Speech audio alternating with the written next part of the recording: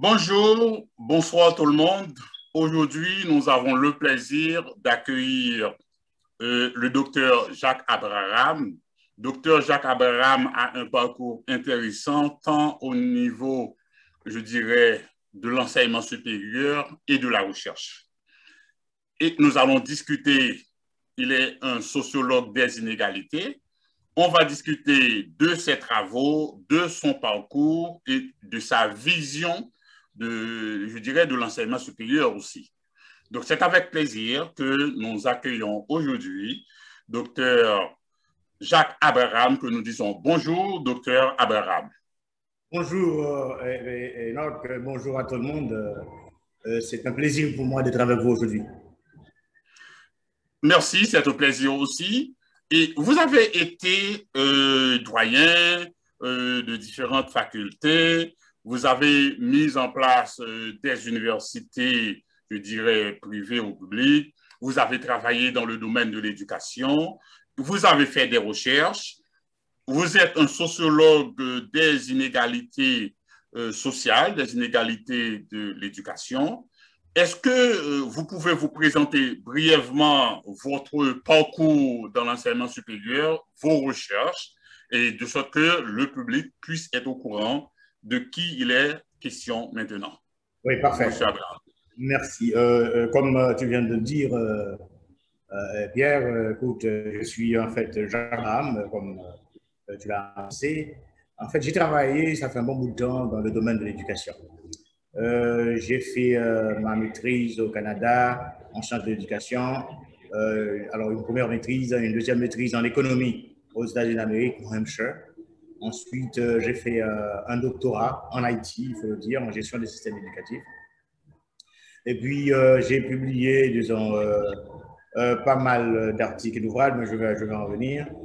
En fait, j'ai été doyen de la faculté de droit et des sciences économiques de Port-au-Prince.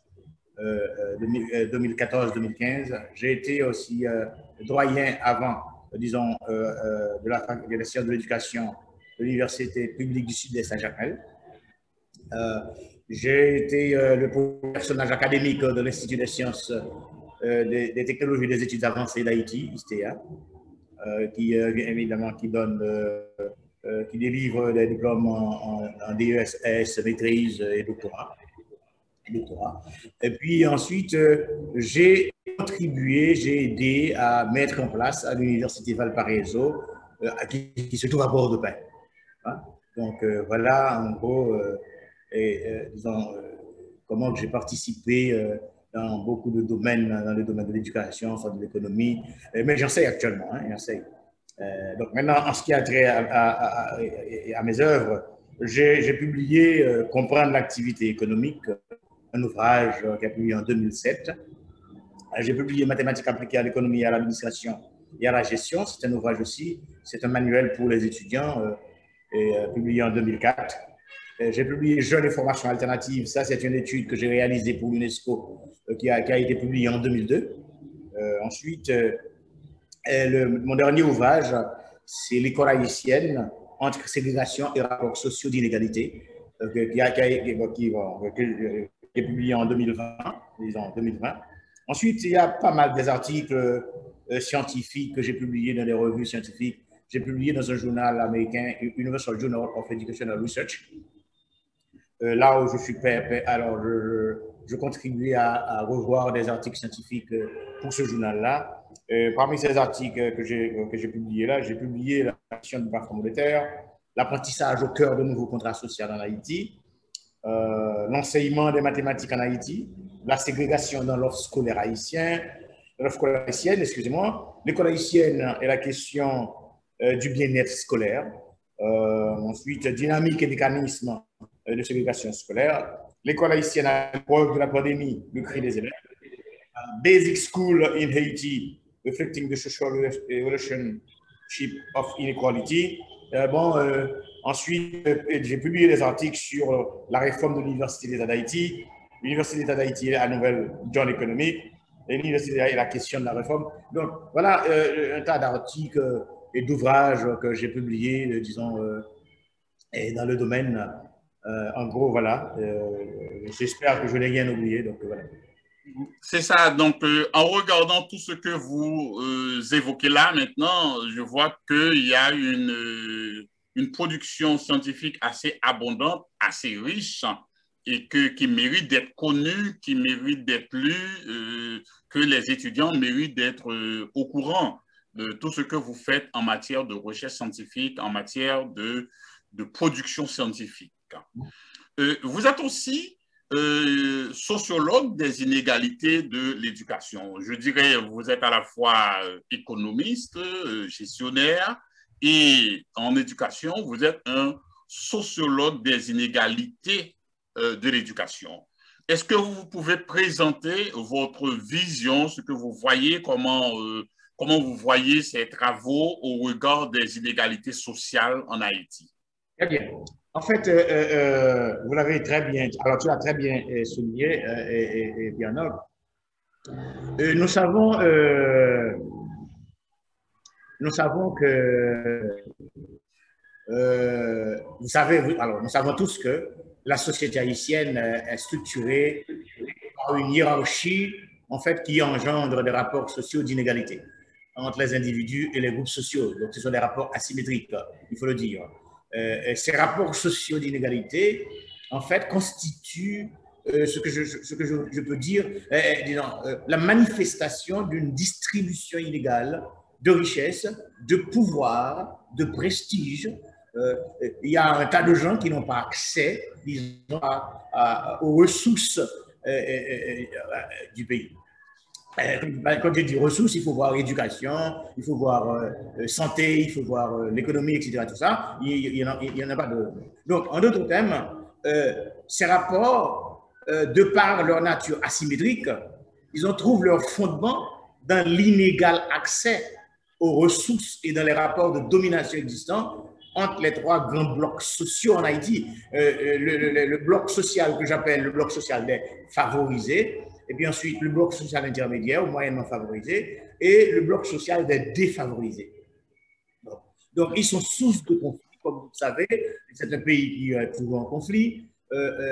Et ce sont ces rapports-là qui lient les sujets sociaux et qui constituent ce que j'appelle un des éléments à partir desquels se construit, disons, le lien social en Haïti. Donc, quand je dis que ce sont des rapports asymétriques et qu'il y a une distribution inégale, il faut voir, quand je dis distribution inégale, au sens mathématique, disons, de l'expression, c'est les ressources sont mal partagées.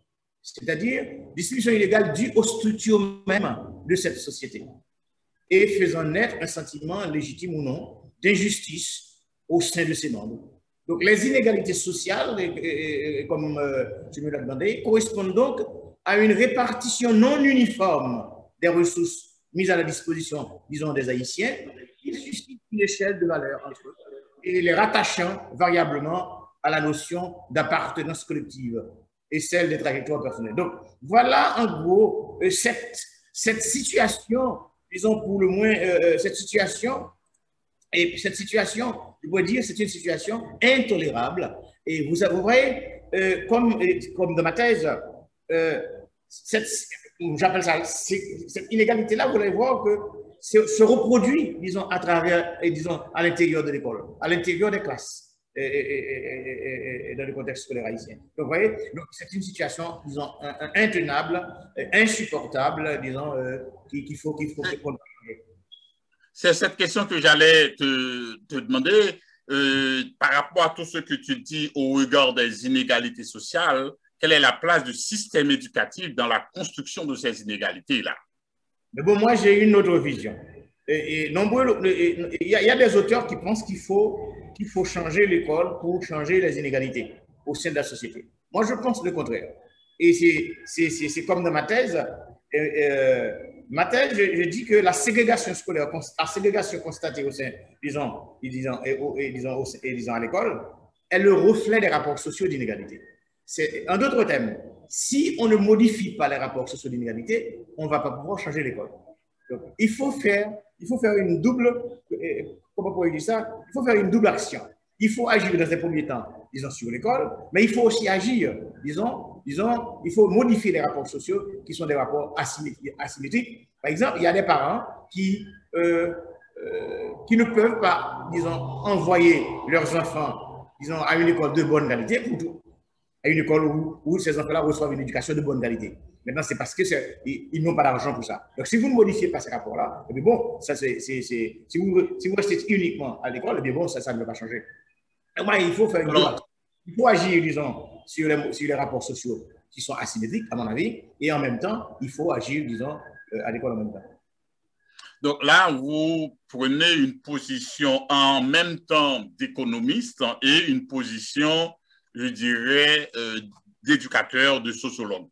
Parce que le sociologue aurait dit qu'il faut agir sur l'école pour, je dirais, rayer cette situation. Et en agissant sur l'école, il va attendre plusieurs générations pour avoir des résultats.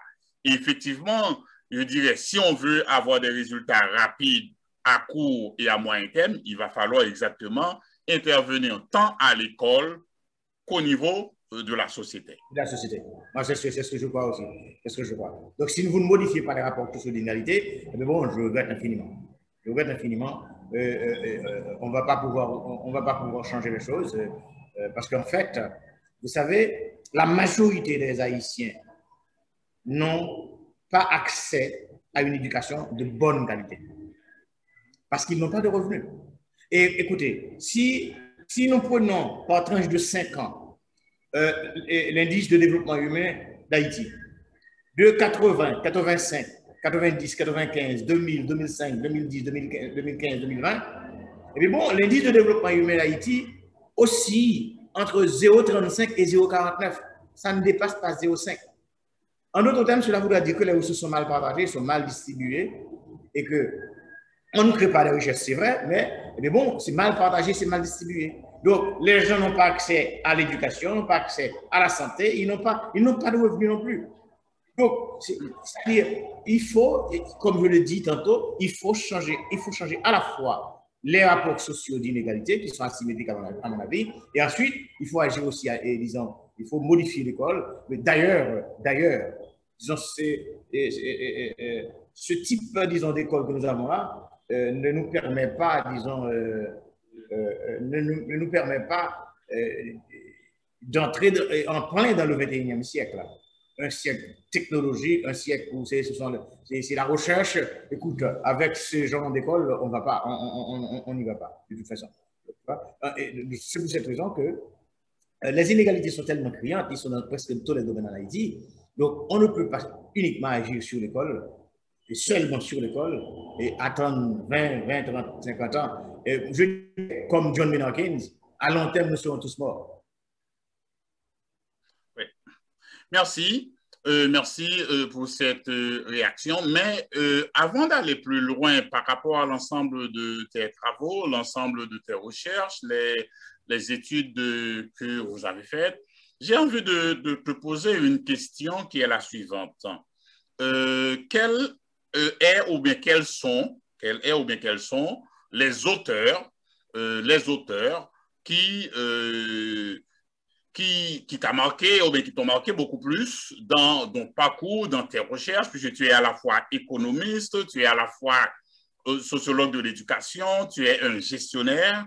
Quels sont les sociologues ou bien les auteurs scientifiques, je dirais, qui t'ont marqué davantage dans le parcours de ta formation, de tes expériences? Bon, il faut dire, merci pour cette question, Pierre. Il faut dire, il y en a pas mal. D'abord, je vais commencer avec les auteurs haïtiens. Dans mes recherches, vous allez voir que j'ai beaucoup publié, j'ai beaucoup cité ces auteurs-là.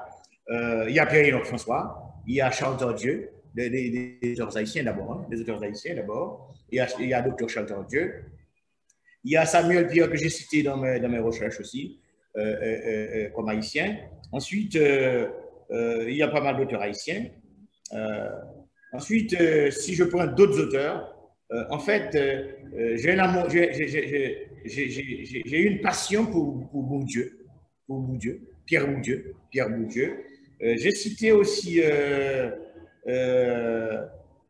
Clément Boudon, j'ai cité Félouzi, j'ai cité il y a pas mal, il y en a tellement, bon, je ne les ai pas en tête. Mais en fait, Pierre Bourdieu, c'est d'ailleurs ma thèse de doctorat. Les travaux de Pierre Bourdieu ont beaucoup contribué, disons, à cette thèse-là. Voilà, donc, lorsque vous parlez des travaux, je sais que Bourdieu, il est très productif. Oui. Quel est le travail, ou bien les travaux de Bourdieu les plus marquants pour toi? Il y a un premier document que j'ai lu, la distinction. Il y a un autre document, c'est la reproduction. Il y a un autre document, c'est les héritiers. Les héritiers. Ce sont des documents que j'ai cités dans ma thèse de doctorat, hein, les héritiers. Donc, ça vous donne une idée pourquoi je suis intéressé comme ça aux inégalités en Haïti. Donc, exactement, puisque Bourdieu a attaqué les problèmes des inégalités et il a montré les différentes facettes des inégalités, la place des inégalités, la place des héritiers, etc. Et lorsqu'on regarde les travaux de Bourdieu, c'est comme si Bourdieu vivait en Haïti, puisque ce qu'il expliquait, c'est exactement la réalité haïtienne. Exact, c'est la réalité haïtienne. C'est la réalité haïtienne, on le vit. Et écoutez, les inégalités sont partout en Haïti, sont partout, dans presque tous les domaines. Partout, partout, partout. Par exemple, si nous prenons le domaine économique, et puis bon, je ne vais pas t'étonner en te disant que le crédit en Haïti est socialement différencié. Le crédit est socialement différencié en Haïti. Il y a des gens qui n'ont pas accès au crédit. Et si on leur donne un crédit, c'est juste le crédit de consommation. Un crédit de consommation. Juste pour consommer. C'est-à-dire qu'ils peuvent réaliser de grands projets avec ce type de crédit. Là, vous ouvrez une porte qui me donne la possibilité de poser une question. Comment un pays arrive à fonctionner sans les mécanismes de crédit, sans le crédit, sans la mise en place des crédits? Exact. C'est pour cette raison que ce pays fonctionne très, très mal. Regardez. La classe moyenne en Haïti n'existe presque pas. On tue cette classe. L'économie n'est pas bâtie sur cette classe-là. Puisqu'il n'y a pas de crédit. Il n'y a pas de crédit du tout. Il n'y a pas de crédit. C'est des banques familiales qui donnent crédit, disons, à leurs copains. Mais des gens qui ont des projets, eh bien bon, ils n'ont pas de crédit. Ils n'ont pas de crédit. Or, je dis moi-même que le crédit est un droit humain. Tout le monde doit avoir accès au crédit. C'est pour cette raison qu'il faut un État stratège qui doit garantir le crédit pour les Haïtiens s'ils veulent encourager les petites et moyennes entreprises, si on veut, disons, construire une classe moyenne, si on veut construire, disons, de jeunes entrepreneurs, mais bon, il faut que ces gens-là aient accès au crédit. Dans le cas contraire, mais bon, il n'y a pas d'économie. Donc, l'économie haïtienne meurt. L'économie haïtienne meurt parce que non, ce n'est pas parce qu'il n'y a pas de gens, non. Non, il y en a. Il y a des gens, parce que la plus grande ressource d'Haïti, ce sont les Haïtiens. Mais si les Haïtiens, n'ont pas accès à l'éducation, ils n'ont pas accès aux revenus, ils n'ont pas accès au crédit, mais bon, écoute, vous êtes en train de tuer le pays. Oui, c'est effectivement, lorsqu'on regarde dans d'autres pays, dans beaucoup d'autres pays, ce qui fait fonctionner le pays, c'est le crédit.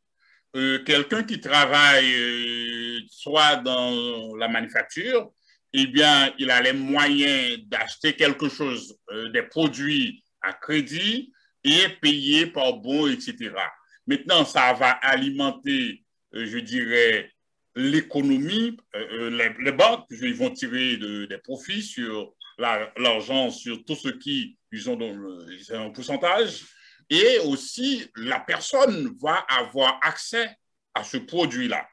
Par exemple, quelqu'un qui veut acheter un véhicule, une voiture. Maintenant, c'est vrai, il peut ne pas avoir les moyens pour acheter, je dirais, un véhicule neuf. Eh bien, s'il achète un véhicule, quel que soit le prix, à crédit, eh bien, la personne va se sentir à l'aise puisqu'il peut payer et la banque tire aussi les profits puisque c'est le crédit, c'est un pourcentage.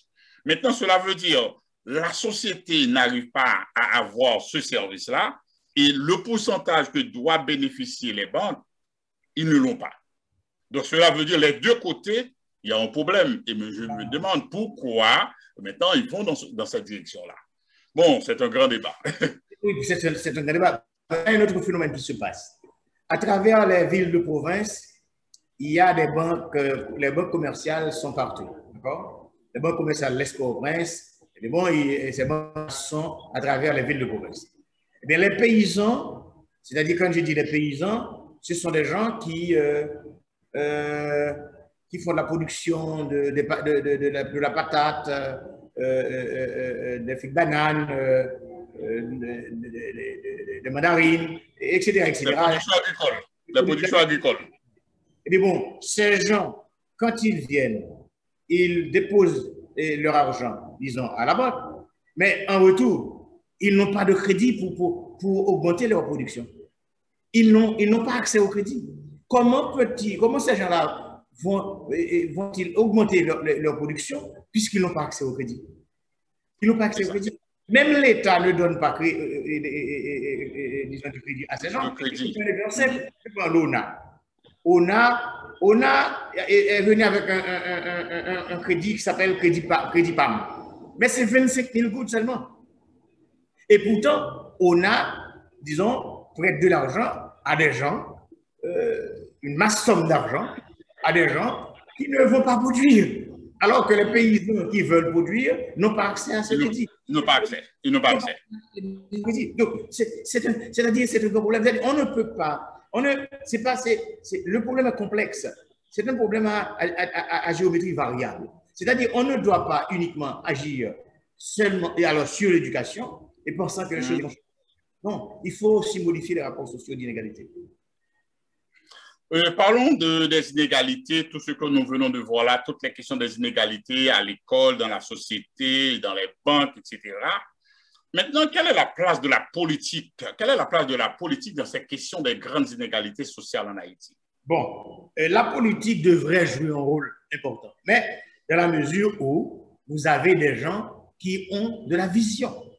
Mais si on est dirigé par des hommes, entre guillemets, d'État, qui n'ont même pas le sens de l'État, donc la politique ne sert à rien finalement. En fait, la politique devrait jouer un rôle. C'est-à-dire, nous avons besoin d'un État stratège capable, disons d'orienter ce pays vers une autre direction. Et il faut réorienter l'économie haïtienne vers la communauté. Vers la communauté. Et pour cela, il faut un État stratège. Disons, d'où, pour répondre à ta question, la politique devrait être capable de jouer un rôle important. Évidemment, nous devons avoir un groupe d'hommes qui ont une vision et qui disent, eh bien bon, nous allons changer ce pays vers une direction où il fait bon pour tout le monde. Tout le monde peut vivre. Tout le monde peut vivre. Tout le monde doit avoir accès, disons, aux ressources, disons, autorisées dans ce pays. Très bien, très bien.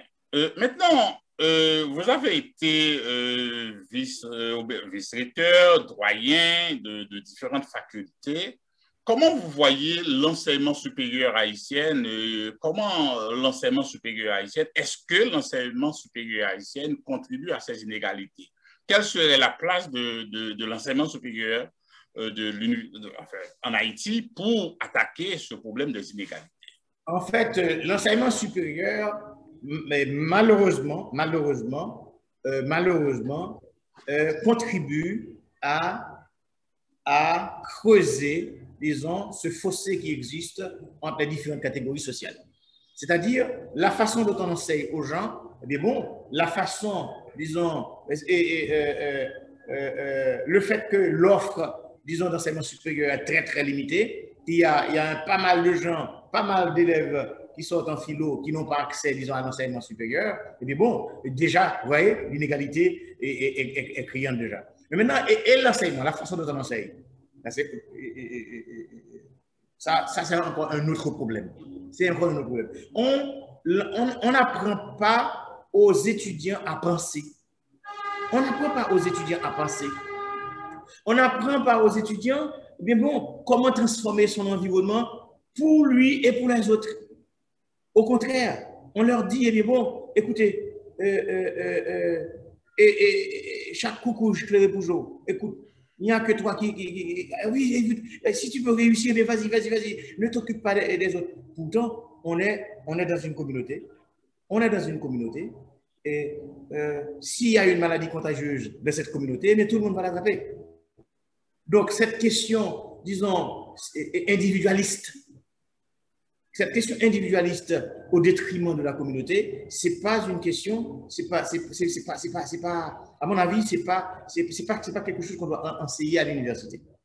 Maintenant, l'enseignement supérieur en Haïti, il n'y a pas longtemps, ça fait, à l'époque où il y avait uniquement l'université d'État d'Haïti, eh bien, il y avait un déficit de recherche. On ne fait pas de la recherche. On ne finance pas la recherche non plus. L'État ne finance pas la recherche non plus. Si vous allez regarder le budget du pays pendant les 30 dernières années, vous allez voir, il n'y a aucune rubrique pour la recherche.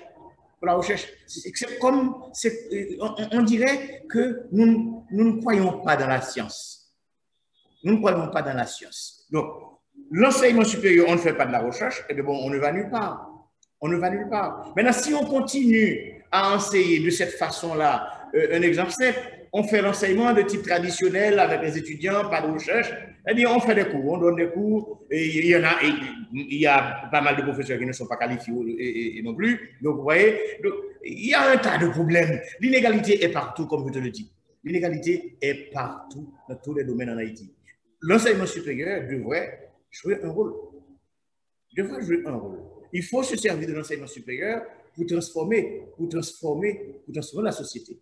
C'est-à-dire, l'université devrait nous permettre de transformer la société. D'accord? Mais attention, pas transformer la société dans une perspective de la reproduction sociale, comme Bourdieu le dit toujours. D'accord?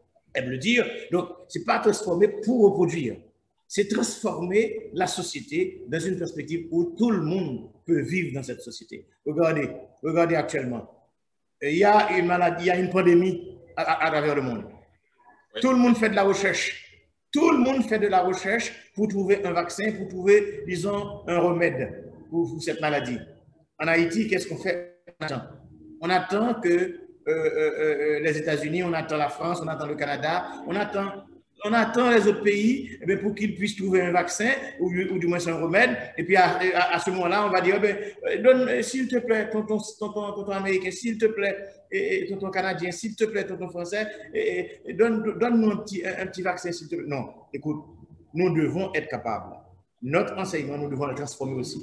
Nous devons transformer, disons, l'enseignement supérieur en Haïti, de telle sorte que nous serons capables de faire de la recherche et que pour orienter l'enseignement vers le développement, orienter le pays à partir de l'enseignement supérieur vers le développement, disons vers un autre horizon, de telle sorte qu'il fait bon de vivre. Très bien pour tes réponses qui touchent tout, puisque là, on vit dans une situation vraiment difficile et l'enseignement supérieur serait l'endroit idéal pour, je dirais, faire sortir les questions des inégalités et fournir le service qu'il faut, je dirais, à la société, à la communauté, en fonction des besoins. Et là, effectivement, il y a plein de besoins, mais les problèmes ne sont pas réellement attaqués par l'université. Il y a encore un autre problème au niveau de l'enseignement supérieur, c'est le phénomène que moi-même j'appelle le phénomène des éternels étudiants finissants. Éternels étudiants finissants, ce sont des jeunes qui ont passé le nombre d'années requis à l'université, qui ont laissé l'université sans avoir, je dirais, le diplôme final, la licence ou bien le master pour fonctionner convenablement. Donc, du coup, on constate que l'université haïtienne dispose de moins en moins la capacité de diplomation des étudiants. Qu'est-ce que vous voyez dans ce phénomène qui est en train de se développer? Je ne sais pas si tu es au courant de ça. Pierre, écoute, il y a des professeurs qui disent, bon, moi, je ne vais pas encadrer les étudiants. Je ne vais pas encadrer les étudiants. Et tu sais pourquoi? C'est pour cette question d'inégalité. C'est-à-dire, ils ne veulent pas avoir de remplaçants. Il y a des professeurs qui bloquent catégoriquement, systématiquement des étudiants. Il disait, mais bon, ton mémoire, ben, tu ne vas pas l'avoir. Il y en a qui disent ça. Il y a des professeurs qui demandent de l'argent pour encadrer les étudiants.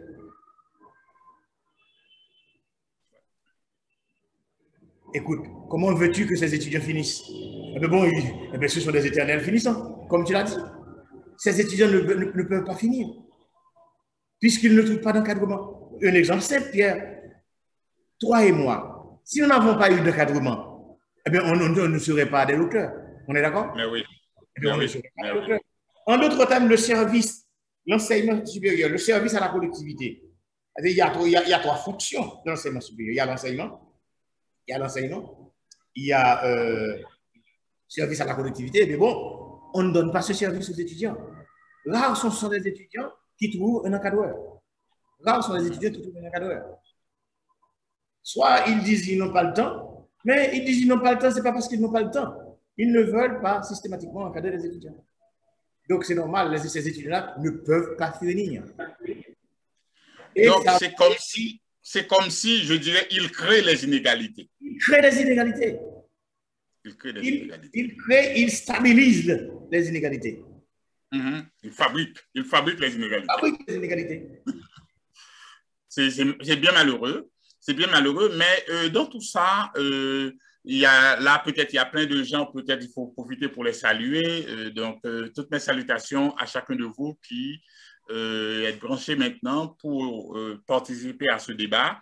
Donc, il y aura plus tard, pas trop longtemps, un moment pour les questions. Donc, vous pouvez commencer par acheminer vos questions dans le chat et comme ça, nous allons pouvoir répondre à vos questions. Ma prochaine question, docteur Abraham, au regard de ces problèmes-là au niveau de l'université en Haïti et au regard des problèmes qui existent déjà au niveau de l'éducation nationale, où on a un ministère qui n'est pas capable de résoudre les problèmes liés à l'éducation primaire, à l'éducation fondamentale, à l'éducation secondaire, à l'éducation professionnelle, à l'éducation de la petite enfance. Maintenant, lorsqu'on met, je dirais, l'enseignement supérieur au service, en fait, qui n'existe presque pas, mais on dit que l'enseignement supérieur, c'est le ministère de l'Éducation nationale. Comment vous voyez ce travail-là? Est-ce qu'un ministère qui s'occupe de l'enseignement supérieur en Haïti ne serait pas idéal pour pouvoir, je dirais, attaquer ces problèmes au niveau de l'enseignement supérieur? Bon, moi, je pense que ce n'est pas le ministère de l'Éducation nationale qui devrait chapeauter l'enseignement supérieur. Parce qu'en fait, le ministère de l'Éducation nationale a déjà pas mal de problèmes qu'il ne peut même pas résoudre d'ailleurs. Il ne peut même pas résoudre. D'ailleurs, le ministère de l'Éducation nationale ne peut même pas fournir aux enfants, aux différentes catégories sociales, disons, une éducation de bonne qualité. Donc, écoute, moi, je pense qu'il faut créer, disons, un ministère de l'enseignement supérieur. C'est un ministère de l'enseignement supérieur qui doit réformer, disons, l'enseignement supérieur, qui doit venir avec une autre vision de l'enseignement supérieur, et de telle sorte que cet enseignement supérieur, cette nouvelle vision de l'enseignement supérieur, disons, pourrait nous aider, disons, à transformer cette société. Moi, je crois que le ministère de l'Éducation nationale doit chapeauter, disons, l'enseignement supérieur. Écoute, en sérieux. Moi-même, je suis également d'avis de cette question, puisque ça fait plusieurs années que je réfléchis sur ce problème de l'enseignement supérieur en Haïti. Et les ateliers d'accompagnement à la rédaction de mémoire montrent beaucoup de problèmes. Il y a des étudiants qui viennent de toutes les universités qui n'arrivent pas à produire leur travail final. Et on voit le nombre d'universités qui augmente. Et le ministère n'a pas la capacité vraiment de donner les services qu'il faut, d'accompagner ou bien d'orienter les universités. À mon avis, effectivement, je crois qu'il faut un ministère qui s'occupe de l'enseignement supérieur, qui pourrait, je dirais, alimenter, accompagner, aider et même réglementer ce travail. Moi-même, j'avais déjà fait un travail important là-dessus. J'ai déjà préparé, je dirais, une proposition de loi pour la mise en place de l'enseignement supérieur en Haïti que je pourrais partager avec toi. Bon, ça fait 5 ans ou 6 ans que j'ai préparé ça. Peut-être ça mérite d'être révisé, mais c'est un document de base qu'on pourrait je dirais, analyser et attaquer le problème pour mettre en place un enseignement supérieur. Donc, pour avancer, est-ce qu'il y a encore des questions? Pas encore. Est-ce que vous avez des conseils? Est-ce que vous avez des conseils pour les étudiants universitaires, puisque lorsqu'on regarde le système éducatif, lorsqu'on regarde le ministère de l'enseignement supérieur, qui n'existe pas, lorsqu'on regarde les différents problèmes que les étudiants, je dirais, sont en train d'affronter pour rédiger leur mémoire, donc quels conseils pourriez-vous donner, je dirais, aux étudiants universitaires haïtiens pour qu'ils puissent avancer et obtenir leur diplôme? Bon, en fait, il y a tellement de problèmes. Ce que je peux leur dire, c'est qu'il ne faut pas se décourager. Il faut qu'ils s'associent, il faut qu'ils se mettent ensemble, de telle sorte que vous trouvez, disons, des encadreurs. Même s'il y en a qui ne veulent pas, disons, les encadrer, eh bien bon, ils vont trouver d'autres personnes qui sont là, qui peuvent les aider. Ils ne doivent pas se décourager. En fait, ils sont l'avenir du pays. D'ailleurs, c'est sur eux qu'on doit compter maintenant. Si nous autres, nous devons partir. À notre départ, ce sont ces jeunes-là qui vont nous remplacer. Donc, il faut les aider. Mais bon, eux aussi, il faut qu'ils soient motivés. Il faut qu'ils sachent que leur mémoire, c'est extrêmement important. Ce n'est pas d'aller chercher, disons, un petit boulot qui ne va rien, disons, après 5-6 ans, qui ne va pas les aider tellement. Donc, leur mémoire. Mais bon, il faut qu'ils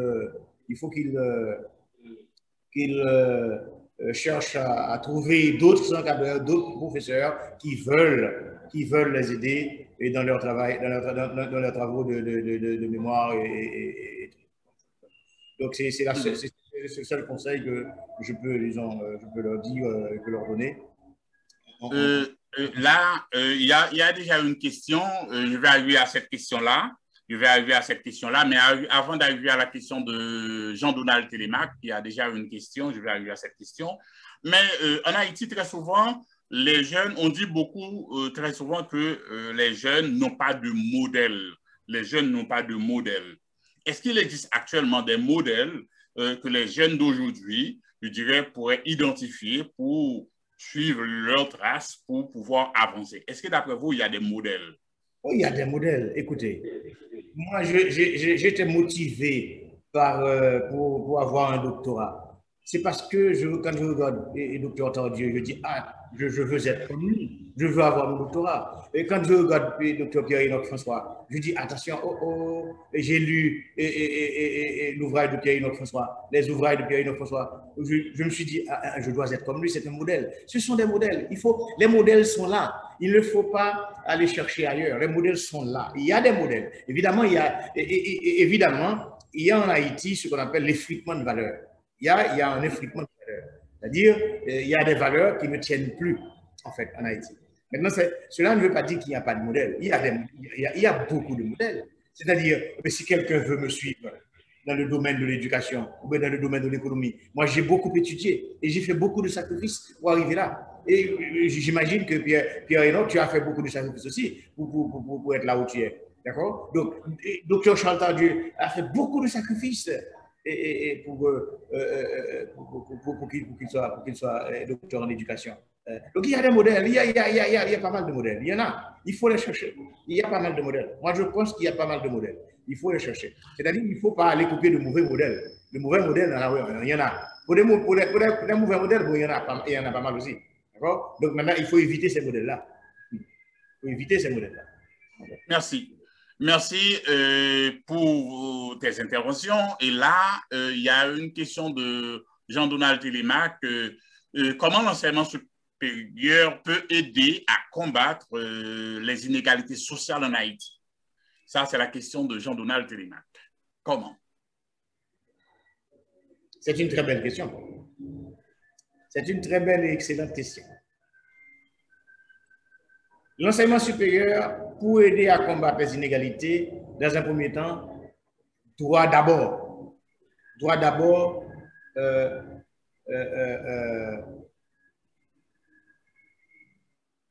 mettre l'accent sur les 3 fonctions de l'enseignement, les 3 fonctions de l'université. dans un premier temps. Ensuite, on doit distribuer l'enseignement supérieur à tout le monde. Tout le monde doit avoir accès à l'enseignement supérieur. Tout le monde doit avoir accès à l'enseignement supérieur. Donc, il faut démocratiser l'enseignement supérieur. Il faut démocratiser l'enseignement supérieur. Il faut qu'il y ait de l'université à travers tout le pays. Tout le pays, de telle sorte que tous les élèves qui ont leur bac, première, deuxième partie, ils peuvent avoir accès à l'enseignement supérieur. Deuxième chose, l'enseignement supérieur ne doit pas continuer à enseigner, disons, les inégalités.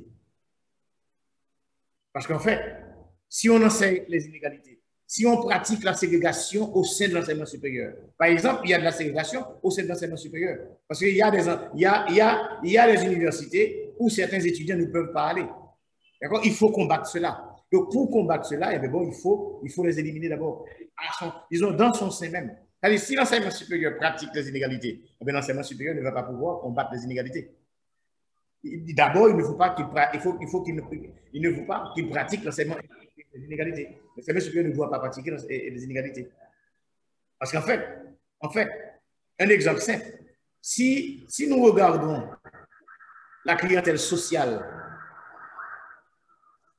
de l'Université d'État d'Haïti, regardez la clientèle sociale de l'Université Quisqueya, regardez la clientèle sociale de presque toutes les universités, mais vous allez voir que les clientèles sociales ne sont pas les mêmes. Ouais. Il y a certaines universités qui sont fréquentées uniquement par des gens qui n'ont pas d'argent, par des défavorisés. Bon, il faut cesser cela. Ouais. Tout le monde doit avoir accès à un enseignement supérieur de qualité, de bonne qualité. Donc, la démocratisation de l'enseignement supérieur serait le premier facteur qu'on doit tenir compte pour attaquer les problèmes des inégalités sociales. Et la démocratisation ne doit pas empêcher la bonne qualité de l'enseignement supérieur. Il ne doit pas empêcher la bonne qualité. La bonne qualité et le bon fonctionnement. Le bon fonctionnement, la bonne qualité. Et ensuite, il faut former, il y a des professeurs qui n'ont pas de la qualification requise pour être professeur à l'enseignement, disons à l'université. Il ne faut pas ce qu'on... Alors, j'aime répéter, disons, cette phrase de Samuel, c'est ce qu'on appelle la spirale de la mauvaise qualité. Il faut éviter la spirale de la mauvaise qualité. C'est-à-dire, on a été formé par quelqu'un qui a été mal formé, et cette personne qui a été mal formée va former d'autres gens mal formés, et on continue la spirale jusqu'à ce que tous les gens sont mal formés. Donc, il faut éviter ces gens-là. Donc, il faut un programme de formation pour les professeurs qui n'ont pas de qualification requise, pas la formation requise, de telle sorte que le niveau est, disons, requis pour enseigner, disons, à l'université, disons, à l'enseignement supérieur. Bon? Donc, il faut éviter ces gens la démocratisation, à mon avis, la démocratisation de l'enseignement supérieur. Attention, mais il ne faut pas que le recrutement soit socialement différencié. Qu'est-ce que vous voulez dire par là? Qu'est-ce que je veux dire par là? C'est-à-dire qu'il ne faut pas réserver, disons, quelques facultés à des gens qui sont défavorisés et d'autres facultés à des gens qui sont favorisés. Tout le monde doit avoir accès. Tout le monde doit avoir accès. On a tendance, j'ai bien compris ce que tu veux dire, on a tendance de comprendre que lorsqu'on parle, par exemple, de la faculté de médecine, ce sont des gens favorisés qui soient capables ou bien qui rentrent dans cette faculté-là parce que c'est la médecine, ce sont des gens aisés, c'est ça. Alors, lorsqu'on regarde d'autres facultés, ethnologie, sociologie, même les centres de l'éducation, là, on va voir les gens un peu moins des classes sociales différentes. Effectivement, on a l'impression que telle classe sociale, telle faculté, telle autre classe sociale, telle faculté. Là, il faut éviter ça. Donc, sinon, ça va développer encore les inégalités. Les inégalités. Alors, il y a deux autres questions. Peut-on parler de l'enseignement supérieur de qualité sans enseignement fondamental de qualité? Ça, c'est Jean-Robert Dessinor qui a posé cette question. Peut-on parler de l'enseignement supérieur de qualité sans l'enseignement fondamental de qualité? En fait, les deux sont liés. Les deux sont liés. Les deux sont liés, c'est-à-dire, si vous avez une maison et puis vous n'avez pas de base, et c'est certain que la maison va s'effondrer. La maison va s'effondrer. Donc, si les enfants n'ont pas reçu une formation de base de bonne qualité, eh c'est évident. S'il y a des disparités, eh bien bon, c'est évident. Arriver à l'enseignement supérieur, bon, ils vont être médiocres. Ils vont être médiocres, ils n'ont pas de base. Ils n'ont pas de base. Donc, il faut lier ces deux-là. C'est-à-dire, moi, je pense que nous devons faire un complot positif. Un complot positif pour donner à tous les enfants haïtiens une éducation fondamentale de bonne qualité, de telle sorte qu'on ait un enseignement supérieur. Ces enfants-là qui vont à l'enseignement supérieur, ils vont avoir évidemment un enseignement supérieur de très bonne qualité. Moyennant, il y a des professeurs qualifiés, il y a des professeurs compétents, il y a des professeurs qui sont là et qui ont le minimum requis pour enseigner à l'université, qui ont le minimum requis pour enseigner pour l'enseignement supérieur. Donc, moi, je pense que les deux sont liés. On ne peut pas avoir une éducation fondamentale de mauvaise qualité et puis prétendre avoir, disons, un enseignement supérieur de bonne qualité. Merci. Il y a Wilson Chiristal qui a posé cette question. Monsieur Abraham, d'après vous, quelles sont les origines de ces inégalités dont on parle maintenant en Haïti? Quelles sont les origines de ces inégalités? Bon, c'est une question difficile. Où est-ce que je vais commencer? Est-ce que, bah, écoute, c'est une question assez difficile.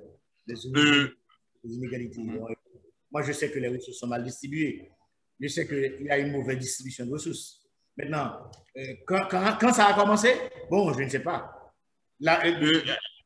Quand ça a commencé, moi, j'ai un élément de réponse. À mon avis, un premier élément de réponse à cette origine des inégalités, c'est les questions coloniales.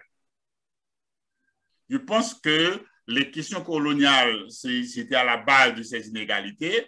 Et maintenant, après le départ des colons, maintenant les gens qui sont responsables, on voit la distribution des terres aux grands officiers et les petits officiers et le paysan. Vous voyez, donc là commence, à mon avis, cette question des inégalités. Oh, ça, c'est pas pendant la période coloniale. C'est-à-dire, au départ des colons, après l'indépendance, nous avons bâti une nation. Nous avons mis sur pied une nation. Mais bon, cette nation, nous avons, au lieu de distribuer les ressources de manière équitable, nous avons choisi de construire une société sur les inégalités. Nous avons fait une mauvaise distribution des choses. Donc, c'est pour cette raison que je dis que je sais qu'il y a une mauvaise distribution de richesses qui a été faite au départ. Maintenant, quand ça a commencé, je ne sais pas. Quand ça a commencé, je ne sais pas. Il faut finir avec une mauvaise distribution de richesses et de distribution inégale qui crée des rapports sociaux asymétriques. D'accord? Donc, moi, ce n'est pas les origines, en fait, c'est pas les origines des inégalités qui m'intéressent. Il faut détruire les inégalités sociales en Haïti. C'est ça qui m'intéresse. Alors, il y a Jacques Thibault-Desrosiers qui a cette question. Comment la TICE, la technologie de l'éducation, de l'information, de la communication, de l'enseignement ou bien de l'éducation pourrait contribuer au développement du système éducatif? Bon, ça, il faut faire attention. Il faut faire attention. Il y a ce qu'on appelle, il y a aussi des fractures numériques. Est-ce que vous savez qu'il y a des gens qui n'ont pas accès aux technologies de l'information et de la communication? Il y a des gens qui n'ont pas accès. Il y a des gens, même s'ils ont accès, ils n'ont pas la formation pour les utiliser.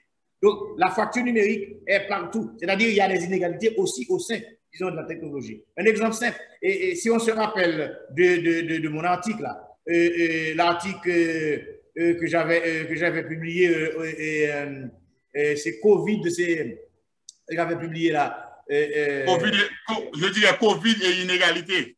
Exact. Et l'école, exact. Donc, cet article-là que j'avais publié, le cri des élèves, c'est cet article que j'ai établi en se servant des théories sociologiques des inégalités face à l'école et de la théorie de justice de John Rawls comment la COVID a permis au ministère de l'Éducation nationale, de la formation professionnelle, de renforcer les inégalités sociales à l'école en prenant des mesures discriminantes et discriminatoires. C'est-à-dire, si vous donnez de nouvelles technologies de l'information et de la communication à des gens qui n'ont pas accès et à des gens qui ont accès déjà à cette technologie, et bien bon, vous allez renforcer les inégalités. Donc, il faut faire attention. C'est vrai, les nouvelles technologies de l'information peuvent aider, disons, peuvent aider, disons, c'est un grand support, disons, je veux dire, et pour l'éducation, mais attention, il faut faire attention. Il y a des fractures numériques, il y a la fracture numérique aussi qu'il faut éviter. C'est-à-dire, si on fait une discrimination positive, c'est-à-dire les gens qui n'ont pas accès, on donne accès à ces gens pour qu'ils puissent apprendre. Ok, ça, je suis parfaitement d'accord. Si on distribue, disons, la technologie de l'information, de la communication à tous les Haïtiens pour qu'ils puissent apprendre mieux, pour qu'ils puissent mieux apprendre, eh bien, bon, aucun problème. Mais si vous distribuez à une catégorie sociale, vous ne faites que renforcer les inégalités. Il faut faire attention aussi. Il faut surveiller la fracture numérique aussi. Donc, Et là, il y a une question que Bruno Cherley a posée. Comment un jeune aujourd'hui, sans accès à la technologie, puisse arriver à rédiger son mémoire? S'il est à l'université, bon, s'il n'y a pas l'Internet, s'il n'y a pas la technologie, comment il peut faire son travail de mémoire si l'université ne dispose pas non plus de tout ça?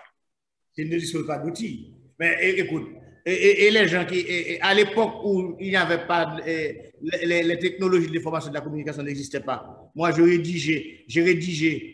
rédigeais mon mémoire de sortie à la faculté de droit. Je n'avais pas accès à cette technologie.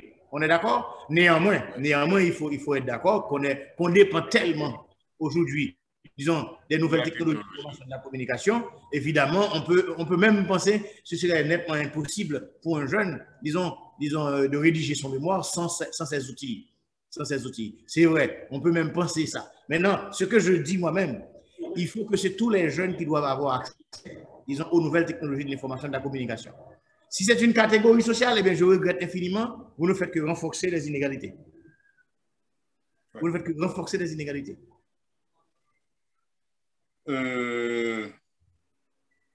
Alors là, il y a une autre question, peut-être c'est la dernière, on va prendre de Suali Nakama. Quelles dispositions devaient prendre les responsables des universités pour que les étudiants finissants puissent rédiger leur mémoire durant les 4 années d'études? Bon, en fait, c'est une très bonne question. Alors, la réponse que je vais donner là va être basée sur mes expériences, à partir de mes expériences. Comme il y a des professeurs, des fois, qui demandent de l'argent aux étudiants pour les encadrer. Bon, une première chose que l'université peut faire, il faut trouver une entente entre les professeurs et l'université. C'est-à-dire, l'entente, c'est une sorte d'accord où les professeurs doivent encadrer les étudiants, moyennant l'université consent à payer, disons, ces professeurs-là, mais c'est l'université, ce ne sont pas les étudiants qui doivent payer. Ça, c'est une première chose. Par exemple, à l'université de Haïti, je me rappelle, et on avait mis un fonds disponible pour les professeurs pour qu'ils puissent encadrer les étudiants. Je ne sais pas si ce fonds existe toujours. Mais il y a tellement d'étudiants qui n'arrivent pas à rédiger leur mémoire, à trouver, disons, des encadreurs pour rédiger leur mémoire. Moi, je me demande, est-ce que ce fonds existe? Donc, il faut une entente entre l'université et les professeurs pour que les professeurs puissent encadrer les étudiants. Sans cette entente-là, eh bien, bon, on va nulle part. Alors, je me rappelle, je crois que certaines universités sont en train de, par exemple, je sais que les universités publiques en région, je crois même l'université d'État aussi, c'est, je dirais, d'avoir des professeurs à temps plein, mais qui ne disposent pas des cours à temps plein et qui laissent un peu de temps dans leur horaire pour accompagner les étudiants. Puisque c'est là exactement le problème, puisque les universités, notamment, fonctionnaient comme des collèges. Le professeur reçoit un salaire pour les cours fournis. Maintenant, si vous demandez à un professeur d'accompagner un étudiant, ça, c'est un autre travail qui mérite d'être payé. Maintenant, l'université doit prendre en charge, comme tu dis, ce cas-là, ou bien, comme je disais, recruter un professeur, je dirais, à temps plein, mais il fournit seulement peut-être 6 heures de cours et les autres heures de cours sont disponibles, le professeur est disponible pour accompagner les étudiants dans la production de leur mémoire. Donc, il faut une entente. Il faut une entente entre l'université. Il faut une entente. Il faut une entente. Exactement. Il faut une entente. Est-ce que je vois là. Donc, Jacques, il y a Saint-Tony qui te félicite pour cette intervention. Saint-Tony jeudi, peut-être vous le connaissez.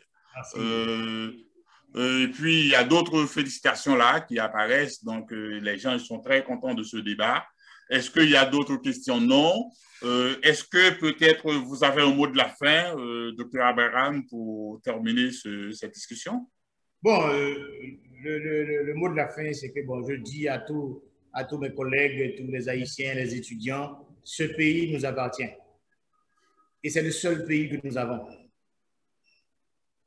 Mais bon, nous devons faire en sorte que, par une intelligence collective, eh bien bon, nous devons faire en sorte que ce pays puisse vivre.